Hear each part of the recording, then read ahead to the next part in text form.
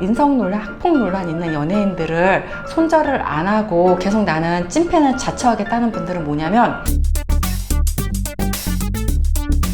안녕하세요, 닥터 전미경입니다. 요새 인성이나 학교폭력 등의 문제들이 많이 터지고 있어요. 여러분, 만약에 나의 최애가, 그러니까 내가 좋아하는 배우, 내가 좋아하는 가수가 학교폭력, 인성 논란의 가해자라면 여러분들은 어떻게 하시겠습니까?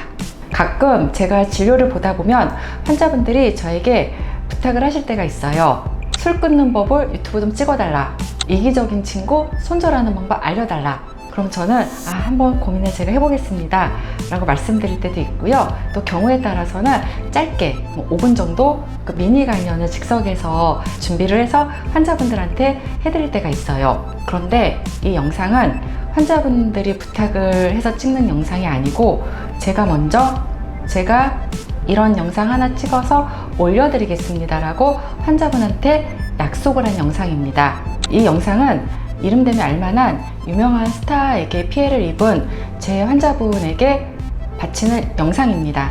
이 유명한 스타의 여러 갑질, 인성 문제들이 논란이 되면서 인터넷에 갑론을박 말이 참 많았고요.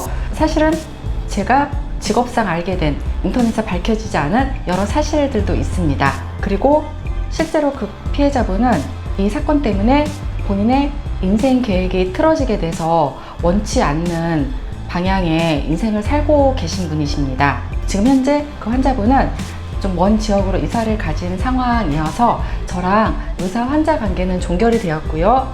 마지막 외래 상황입니다. 원장님, 이 사건이 잊혀지고 제가 계속 TV에서 그 XX를 보게 될까봐 두렵습니다.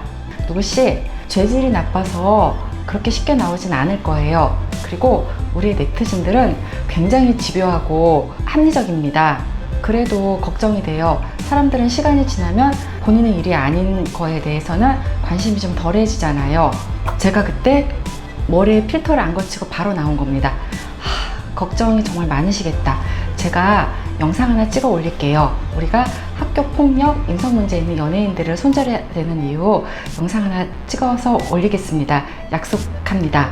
그 환자분께서 너무나 감사하다고 하시면서 많이 울다 가셨어요. 지금 현재 이 영상을 그분께서 보고 있으시라 저는 생각을 하고요. 그리고 이 영상을 보시는 많은 구독자분들이 어떤 선택을 하실 수 있는지 그 기준에 대해서 제가 말씀을 좀 해드리겠습니다. 제가 외래에서 만나는 분들은 여러 가지 크고 작은 트라우마 상황을 겪은 분들이세요. 그 트라우마의 종류는 참으로 다양합니다. 정도도 다양합니다. 갑질, 인성 논란, 학폭, 성추행, 성폭행 여러 가지 경우가 있단 말이에요. 이분들은 이 트라우마를 극복하기 위해 열심히 노력을 하면서 인생을 살아오셨단 말이에요. 정신과를 방문을 해서 진료를 받고자 하는 것도 이 노력의 일환이란 말이에요. 그런데 우리는 개중에 어떤 분들은 이렇게 얘기해요. 그 옛날 일 갖고 왜 저러느냐, 지금 열심히 살고 있는 스타들 있는데 왜 그들이 가는 꽃길에다가 뭘 자꾸 뿌리느냐 라고 쉽게 말씀들을 하세요. 그런데 이 영상을 보시면서 만약 내가 그 트라우마의 피해자라면 감정이입을 좀 하셔서 보시면 제 영상이 좀 더 이해가 되실 거라고 저는 생각합니다. 많은 분들이 오해를 하시는 게, 이런 피해자분들이 하루 종일 피해 사실을 곱씹으면 산다라고 생각을 하시는데 그렇진 않아요.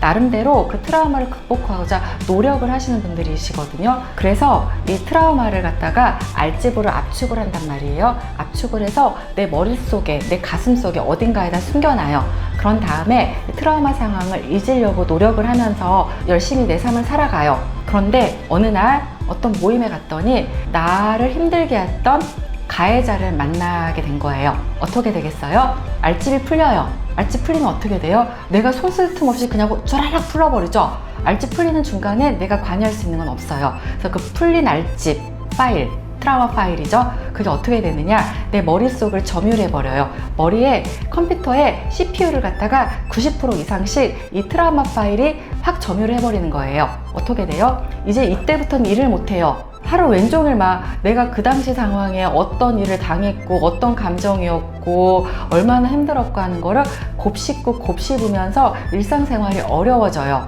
다시 알집으로 압축을 해야죠. 그래서 우리가 일상적으로 쓰는 에너지를 온갖 총량을 갖다가 끌어모아 갖고 다시 알집으로 꽁꽁 하기 위해서 노력을 하게 돼요. 그러다 보니 정상적인 생활을 하기가 어려운 거예요. 이게 바로 트라우마예요. 트라우마를 인간이 극복했다는 얘기는 트라우마가 없어졌다는 얘기가 아니에요. 알집으로 잘 만들어서 어딘가에 잘 숨겨놓고 그 알집이 풀어지지 않게 단도리를 하고 사는 게 트라우마를 극복한 거지, 트라우마가 없었던 일로 해버려서 내가 승승장구하고 잘 산다, 그런 의미가 아닙니다. 피해자 입장에서 가해자를 계속 만난다는 얘기는 압축 파일이 계속 풀린다는 얘기야. 그래서 나의 트라우마 상황을 계속 재경험하게 된다는 얘기예요. 조금 더 이해를 쉽게 해드릴게요.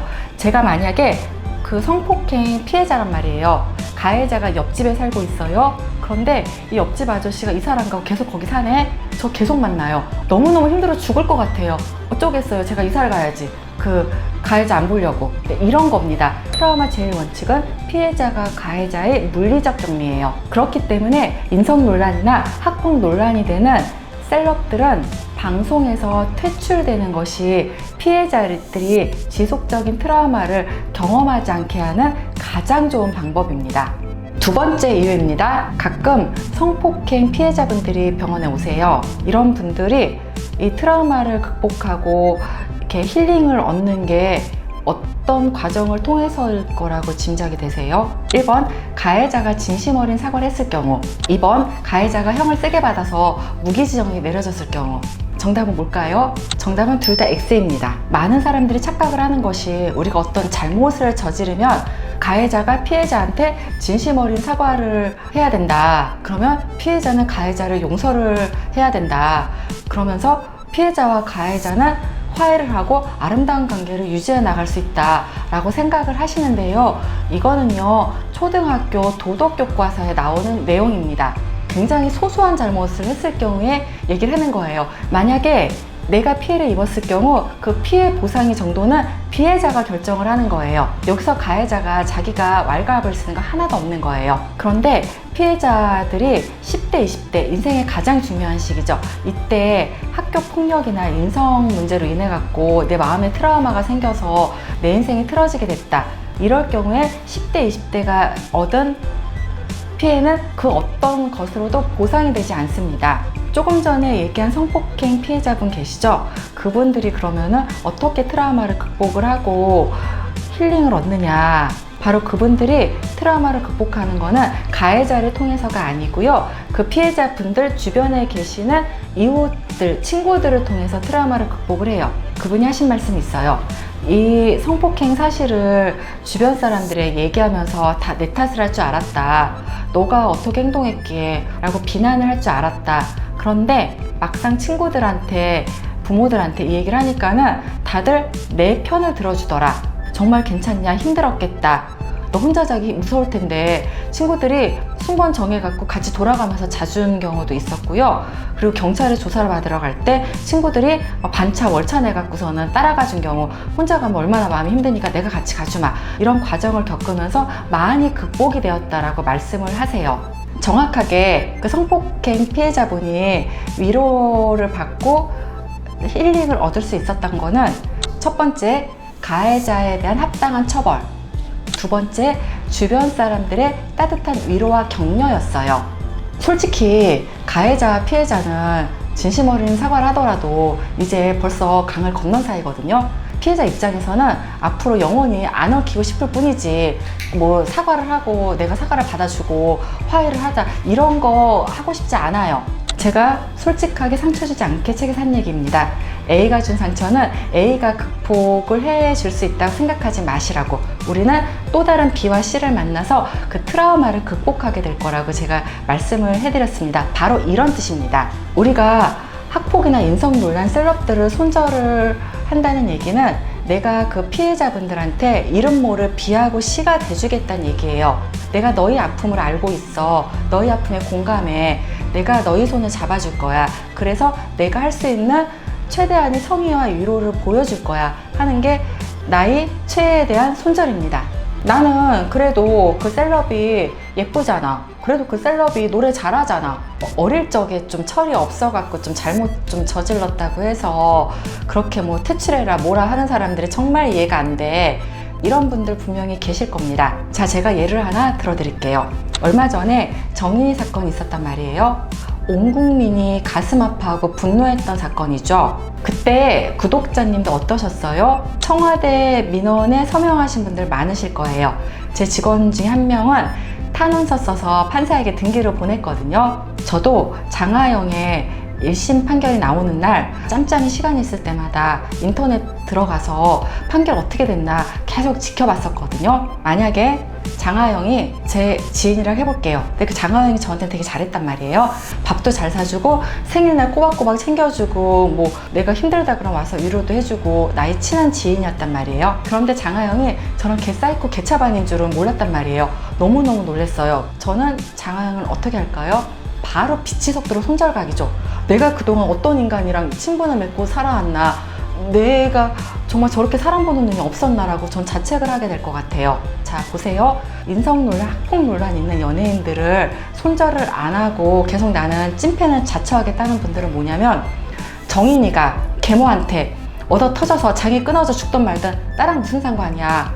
나는 뭐 장하영이랑 뭐 친하게 지내고 싶어. 장하영은 나한테 잘해. 나한테 선물도 많이 사줬어. 그래서 정인이 사건은 나랑 하등의 관계이 없어 라고 하는 거랑 똑같은 거예요. 이 영상을 보는 구독자님들은 우리가 학폭이나 인성 논란 있는 스타들의 찐팬을 자처를 한다는 것이 피해자들한테 어떤 의미가 있을지 다시 한번 깊이 생각을 좀 해보셨으면 좋겠습니다. 이런 스타들을 내가 손절한다는 것은 너와 내가 더불어 함께 사는 세상에서 내가 할 수 있는 작은 공감의 힘을 보여주는 것입니다. 정리합니다. 우리가 학폭이나 인성 논란 있는 연예인들은 손절해야 되는 이유, 첫 번째, 피해자들이 지속적인 트라우마에 노출되는 상황을 막기 위해서입니다. 두 번째, 우리가 보여주는 작은 공감의 힘으로 피해자들은 트라우마를 극복할 수 있습니다. 학폭과 인성 논란이 있는 스타들에게 고합니다. 나대고 싶으면 인생 똑바로 살아라. 트라우마로 힘들어 하시는 제 환자분에게 전하는 메시지입니다. 저희 첫 책이죠. 나를 아프게 하지 않는다 해서 제가 가장 좋아하는 구절입니다. 나는 잘못되지 않았다입니다. 제 환자분은 잘못되지 않았고 그 가해자분이 나쁜 사람인 겁니다. 누구누구 씨가 트라우마를 극복하고 행복하게 잘 사셨으면 좋겠습니다. 누구 씨 앞날에 꽃길만 펼쳐지기를 바라며 이 영상을 마치겠습니다. 이상 닥전TV였습니다. 구독, 좋아요, 알람 설정 부탁드릴게요.